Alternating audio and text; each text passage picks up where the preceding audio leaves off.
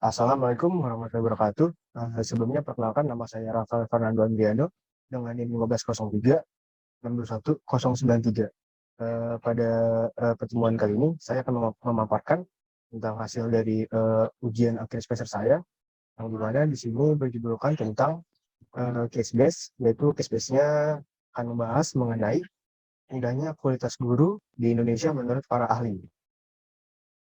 Sebelumnya ini ada di mata kuliah wawasan pendidikan, di mana mata kuliah wawasan pendidikan ini diampu oleh Bapak Dr. Dian Atun, SPD, MPD.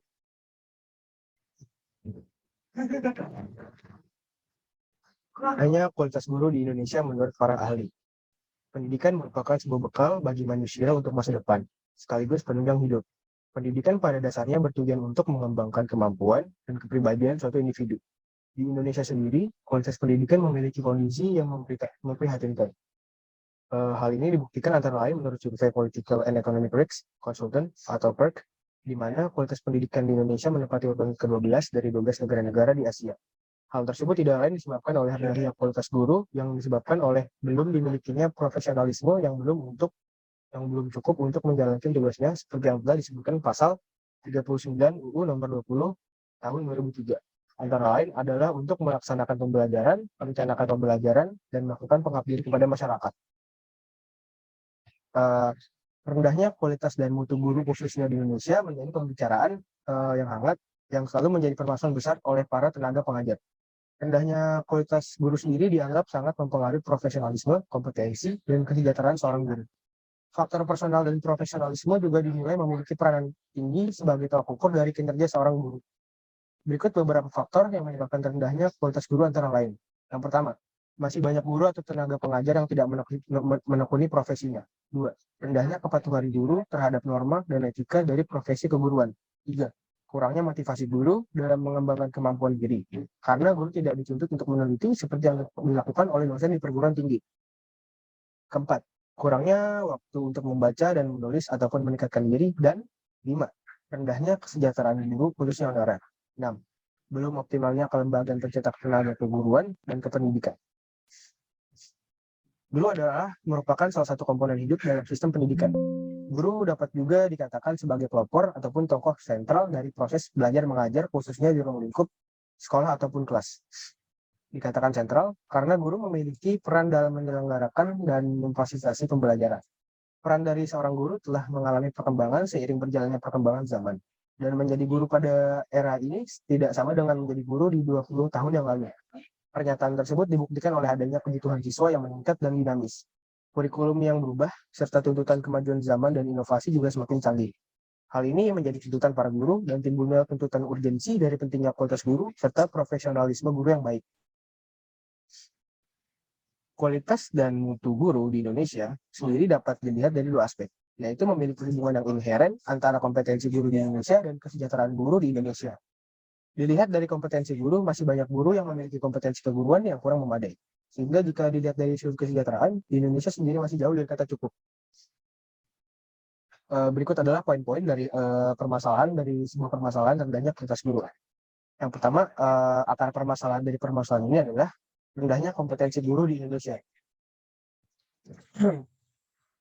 Standar kompetensi seorang guru merupakan beberapa indikator yang dapat dijadikan tolak ukur karakteristik dari seorang guru yang dinilai kompeten. Kompetensi guru sendiri pada dasarnya adalah kemampuan guru secara keilmuan, personal, sosial, teknologi, dan spiritual yang menjadi sebuah kesatuan untuk membentuk kompetensi standar profesi guru.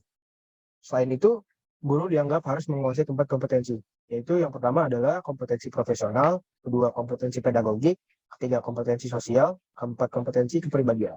Namun, tidak semua guru di Indonesia yang menguasai dan memiliki kompetensi tersebut. Hal ini yang menyebabkan terjadinya inkompetensi tenaga pengajar yang dianggap terjadi karena rendahnya minat belajar, membaca, menulis, dan membuat karya tulis sebagai media evaluasi dan peningkatan diri dari seorang murid. Berikut adalah akibat dari rendahnya kompetensi guru yang dinilai sebagai penyumbang terbesar dalam rendahnya kualitas guru di Indonesia. A. Kompetensi guru dalam penguasaan bahasa Inggris. Bahasa Inggris sebagai bahasa internasional yang digunakan untuk seluruh negara merupakan suatu hal yang dinilai penting, khususnya bagi seorang guru. Dinilai penting karena dikarenakan banyak referensi sebagai bahan pembelajaran berkualitas dihasilkan oleh negara-negara di Barat ataupun negara-negara Eropa. Jika guru tersebut tidak kompeten dan tidak memiliki keahlian dalam menggunakan bahasa Inggris, dapat dipastikan bahwa guru tersebut akan kesulitan untuk mendapatkan pengetahuan yang berkualitas karena keterbatasannya dalam berbahasa Inggris. B. Kompetensi guru dalam penelitian. Penelitian merupakan sebuah alat yang paling dasar dari seorang tenaga pengajar untuk mengembangkan pembelajaran. Di Indonesia sendiri, guru cenderung tidak melakukan penelitian untuk meningkatkan kualitas pembelajaran, menemukan ide, metode pembelajaran inovatif, dan alat evaluasi diri. Hasil penelitian dari seorang guru dinilai dapat meningkatkan kemampuan berpikir dan kemampuan proses ilmiah seorang siswa. Di Indonesia sendiri, guru hanya menunggu hasil riset dari perguruan tinggi. Dan setelahnya, guru hanya akan menerapkan hasil riset tersebut apabila dianggap mudah. Seharusnya fenomena ini dihentikan, karena akan menghambat kemampuan inovatif guru dan hanya akan memastikan atau mematikan dari segi kreativitas guru dalam melaksanakan proses pembelajaran di kelas terhadap para murid. Kedua, rendahnya kesejahteraan guru di Indonesia. Kesejahteraan guru merupakan suatu permasalahan klasik yang di mana persoalan ini masih belum tuntas. Kesejahteraan guru di Indonesia dinilai rendah. Ini dapat dibuktikan dengan contoh antara guru yang berstatus pegawai negeri sipil dan juga guru honorer. Yang di mana gaji seorang guru berstatus pegawai negeri sipil atau PNS memiliki gaji dan tunjangan yang jauh berbeda dengan guru honorer. Hal tersebut merupakan penyebab terjadinya ketidakadilan bagi seorang tenaga pengajar dan sebagai alasan juga ataupun alasan penguat dari rendahnya kualitas guru di Indonesia. Karena jika kesejahteraan seorang guru tidak memadai, maka secara operasional guru itu pun juga akan mengalami kesulitan untuk meningkatkan kemampuan dirinya dan menghambat motivasi guru tersebut. Berikut adalah akibat dari rendahnya kesejahteraan guru yang dinilai sebagai penyumbang terbesar dalam rendahnya kualitas guru di Indonesia. A. Guru honorer dalam lingkaran ketidakadilan.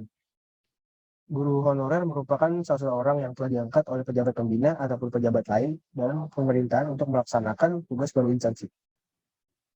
Isu terbesar yang dialami ialah bersumber dari pendapatan yang tidak sepadan dengan pekerjaan dan status pendidikan guru tersebut.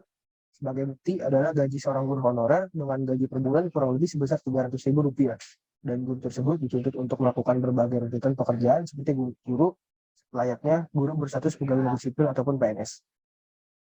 Solusi yang dapat diajukan.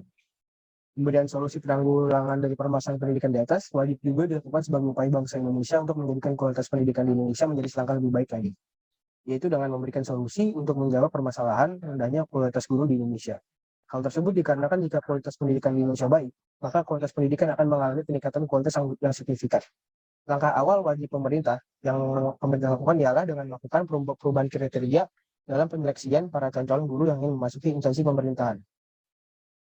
Untuk meningkatkan kualitas guru sendiri agar berjalan dengan efektif dan berdampak pada perbaikan kualitas pendidikan, alangkah baiknya diadakan upaya untuk memperbaiki ketiga kompetensi guru, yaitu kompetensi guru dalam merancang desain pembelajaran di kelas yang berhubungan kuat dengan kompetensi pedagogik. Sedangkan untuk meningkatkan kompetensi profesional guru ialah dengan meningkatkan dan mengembangkan kualifikasi akademik dan kompetensi guru secara berkelanjutan. Selain itu, melakukan penelitian seperti yang dilakukan dosen di perguruan tinggi pada umumnya juga dianggap dapat memperkaya kompetensi guru itu sendiri dan dapat mengembangkan secara menerapkannya ke dalam proses pembelajaran di kelas. Riset ataupun penelitian guru dapat mengidentifikasi permasalahan yang timbul dalam proses pembelajaran serta mencari solusi kritis dari permasalahan tersebut. Selain itu, dengan melakukan riset dan penelitian akan meningkatkan kemampuan guru dalam berpikir kritis dan memecahkan masalah ataupun problem solving. Berikut rangkuman dari beberapa solusi untuk meningkatkan kualitas guru di Indonesia berdasarkan riset para ahli. Yang pertama, guru dihimbau untuk mengikuti kegiatan aktif KKG ataupun kelompok kerja guru. Kedua, melakukan riset dan penelitian ilmiah. Ketiga, dan membuat karya tulis yang kemudian diterapkan pada proses pembelajaran. 4. Melakukan observasi dan evaluasi potensi dan kemampuan. Kelima, melanjutkan pendidikan kejenjang ataupun program yang lebih tinggi. Sebagai contoh, jika guru itu memiliki kualifikasi pendidikan sarjana ataupun setara 1 ataupun S1, maka guru pun itu bisa melanjutkan pendidikan ke jenjang S2 dan selanjutnya bisa melanjutkan ke jenjang S3 untuk meningkatkan kualitas dan juga dari segi kompetensi diri guru itu sendiri. Berikut adalah daftar pustakannya dari hasil yang telah saya buat dari makalah yang telah saya buat. Sekian, saya ucapkan terima kasih. Kurang lebihnya mohon maaf. Saya ucapkan wassalamualaikum warahmatullahi wabarakatuh.